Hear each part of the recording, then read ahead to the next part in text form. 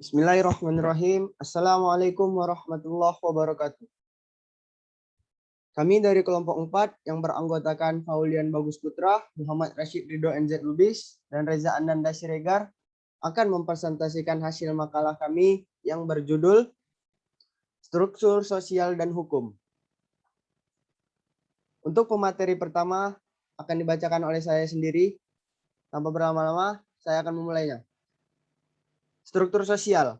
Keseluruhan jalinan antara unsur-unsur sosial, yakni kaidah-kaidah sosial, lembaga-lembaga sosial, kelompok-kelompok, serta lapisan-lapisan sosial.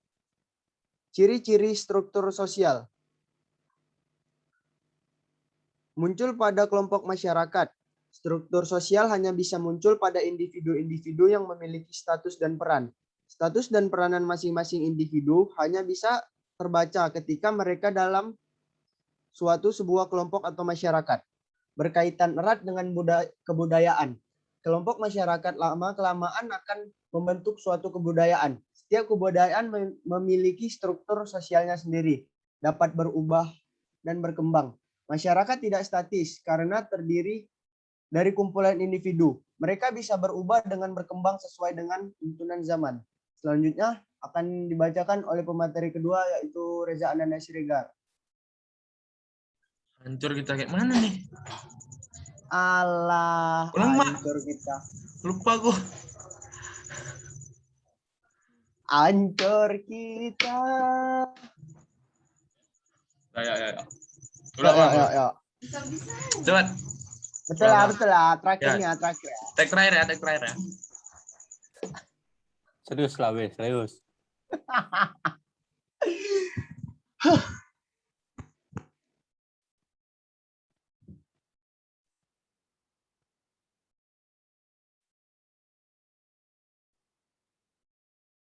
Dari record belum?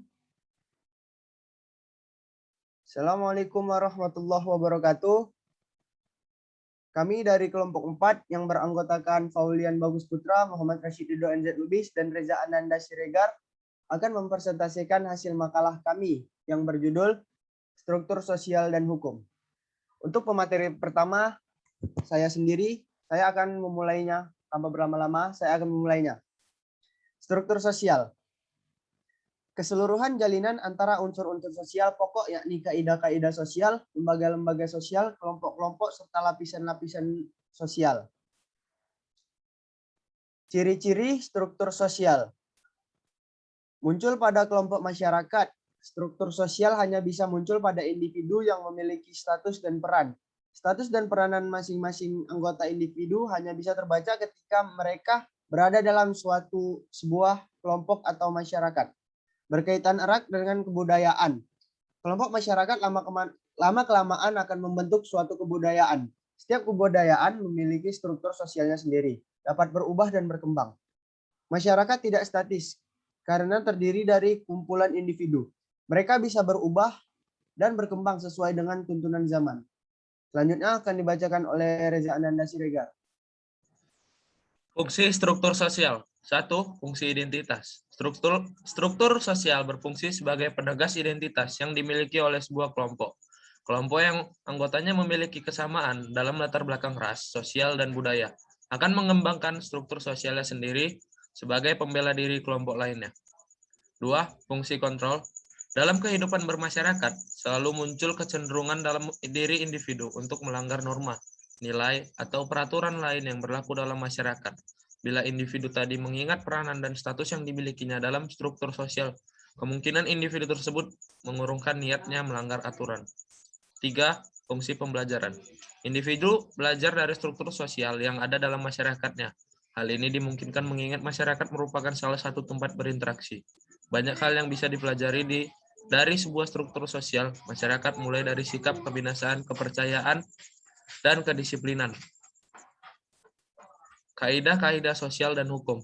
Patokan-patokan atau pedoman-pedoman perihal tingkah laku atau perikelakuan yang diharapkan.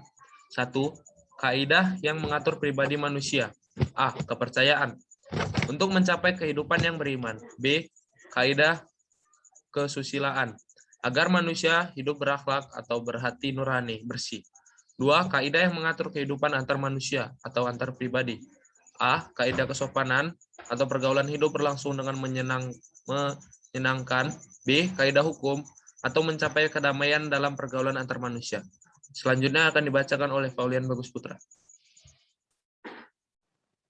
Baiklah, saya akan melanjutkan materi berikutnya, yaitu kaidah hukum. Yang pertama, kedamaian atau suatu keserasian antara ketertiban atau lahiriah dengan ketentraman atau batiniah. Yang kedua, mekanisme pengendalian sosial. Segala sesuatu yang dilakukan untuk melaksanakan proses yang direncanakan maupun yang tidak direncanakan. Untuk mendidik, mengajak, atau bahkan memaksa para warga masyarakat agar menyesuaikan diri dengan kaidah dan nilai kehidupan masyarakat yang bersangkutan. Kemudian sudut dinamika atau proses sosial dan perubahan sosial. Perubahan sosial adalah suatu variasi dari cara-cara hidup yang telah diterima, yang disebabkan baik karena perubahan-perubahan kondisi geografis.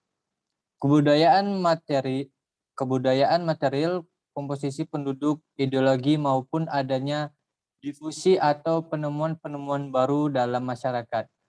Menurut Seo-Marjan, perubahan sosial adalah segala perubahan para lembaga kemasyarakatan di dalam suatu masyarakat yang mempengaruhi sistem sosialnya, termasuk di dalamnya nilai-nilai, sikap-sikap, dan pola-pola perilakuan di antara kelompok-kelompok dalam masyarakat. Kemudian kelompok-kelompok sosial dan hukum yang disebabkan karena keinginan untuk menjadi satu dengan manusia lainnya atau masyarakat. Manusia memiliki naluri untuk hidup dengan orang lain atau yang dinamakan dengan gregariousness, kelompok sosial. Dengan demikian, maka suatu kelompok sosial mempunyai syarat-syarat sebagai berikut. Setiap warga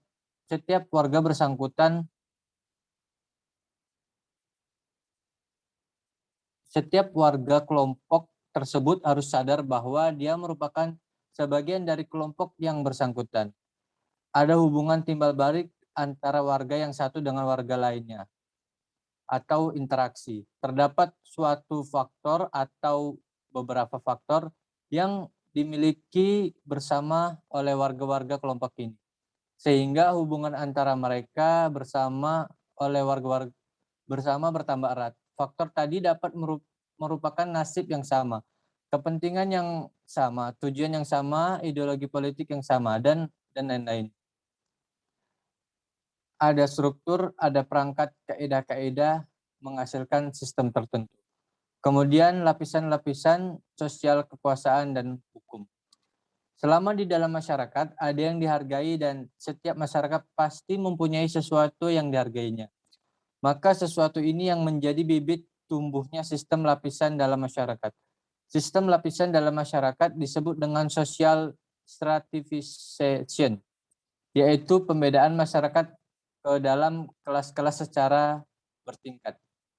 Kedudukan atau status dan peranan atau role. Masyarakat menghadapi dua persoalan dalam lapisan masyarakat, yaitu menempatkan individu-individu dalam mendorong mereka agar melaksanakan kewajibannya. Maka dari itu, mau tidak mau harus ada sistem lapisan di dalam masyarakat untuk memecahkan masalah yang dihadapi masyarakat, yaitu dengan menempatkan warganya pada tempat-tempat yang bersedia dalam struktur sosial dan mendorong mereka agar melaksanakan kewajiban yang sesuai dengan kedudukan serta perannya. Baik, saya kembalikan kepada Rasyid Ridho.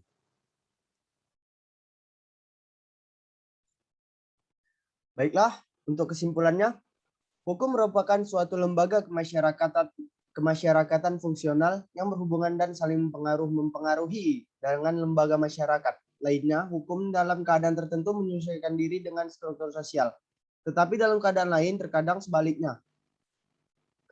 Yang terjadi hubungan antara struktur sosial dengan hukum memberikan pengertian yang lebih mendalam tentang lingkungan sosial budaya, di mana hukum berlaku dengan mempelajari struktur sosial.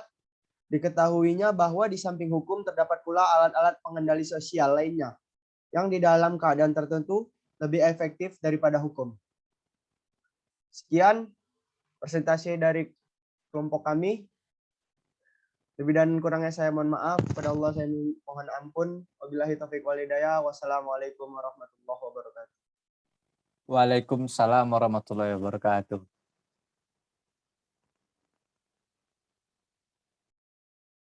Nanti banyak kali Mantap, mantap. nih. Share. Aduh, beribad. Cut. Disiapkan.